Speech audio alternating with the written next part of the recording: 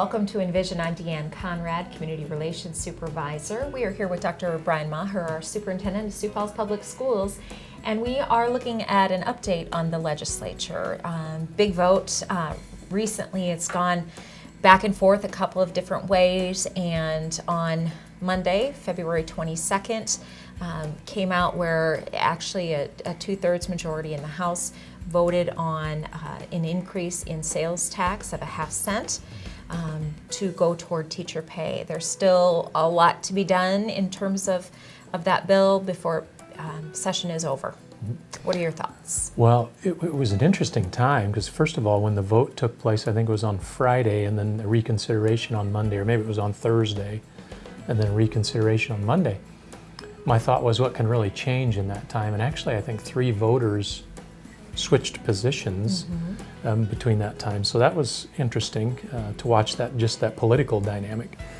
The second thing, I guess, is the fact that it passed the House doesn't mean that we have a law yet. We're still, I've used the analogy of a hurdle race. What we've done right now is we've crossed over that first hurdle. It may very well have been the tallest hurdle, but it was the first hurdle nonetheless. There are several other hurdles to get over before we can actually break through that finish line. So there's quite a little bit yet to be done. Right. In terms of those, the information that maybe happened between the first vote and the second vote, I know that the legislative coffees that are out there, the Cracker Barrels as they're called in many communities, seems like there was a lot of involvement in the Sioux Falls discussion over education and that topic. You were there as well. Give us your perspective on that process. Well, my first perspective was that's the first legislative coffee I've been to since I've moved to South Dakota, and it was there were a lot of people there. Now I understand more than normal, but there were a lot of people there.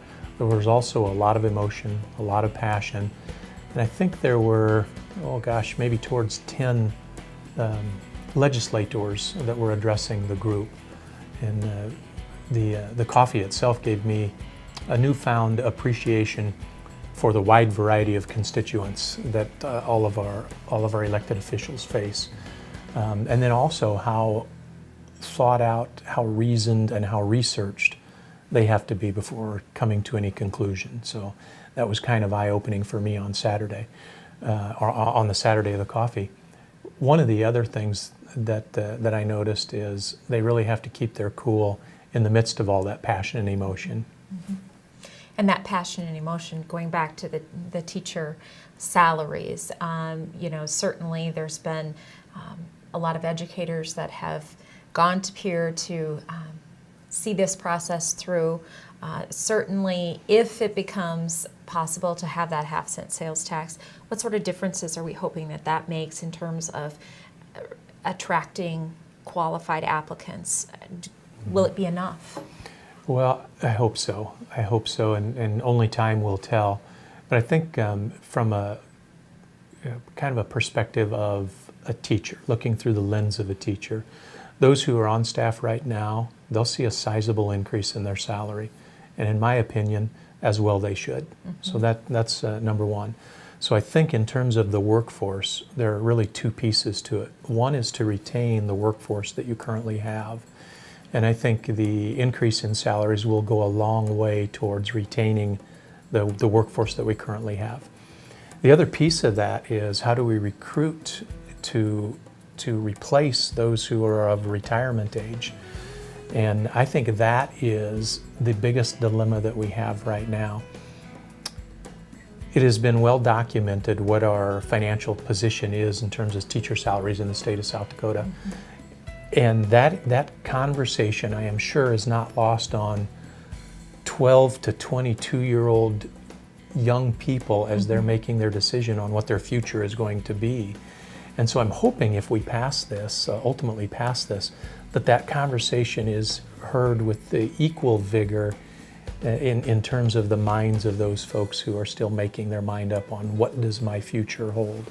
So hopefully we can attract those who are thinking about a profession right now, and that's that 12 to 22-year-old. How can we say this is worth your while both from an internal perspective and the heart of doing good for fellow man, but also it's worth your while financially to go into this profession. At least, time will tell. Yeah, at least allowing a family to provide for their own family as well. I know there's been a lot of discussion about what you can actually do on a teacher's salary, or if you have to have a second job and such. So all of those things, hopefully, if this does indeed pass and get to the point of the governor's desk for a signature, it is basically his plan. There's been a couple of amendments that have been talked about here and there, but it is basically his plan.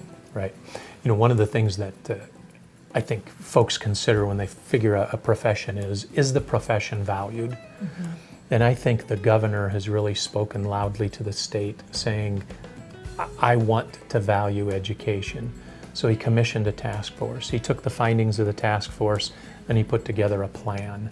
And I think not only did he say, I value education in the state of South Dakota, and I think it's really important for our future, I think he screamed those words by putting this plan together. Our House today is echoing that same volume in saying we value education. I think that value, as much as the salary, will really help us recruit folks into the profession. That will help our state. There's not a doubt in my mind. Great. Well, we look forward to good things to come from this, and I guess we'll find out what those are at the end of the legislative session. Thank you for joining us today on Envision.